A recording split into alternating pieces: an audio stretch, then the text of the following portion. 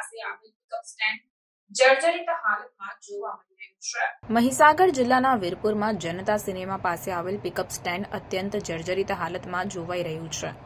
વીરપુર તાલુકાના આજુબાજુના ગામડાઓમાંથી રોજિંદા હજારોની સંખ્યામાં લોકો બજારોમાં પોતાના કામકાજ અર્થે તેમજ સરકારી કચેરીઓમાં આવતા હોય છે અને અનેકવાર આ વીરપુર જનતા સિનેમા પાસેના બસ સ્ટેન્ડમાં અનેક લોકો વાહનની રાહ જોઈને મજબૂર બનીને જર્જરિત પિકઅપ સ્ટેન્ડમાં ઊભા રહેવા માટે મજબૂર બન્યા છે।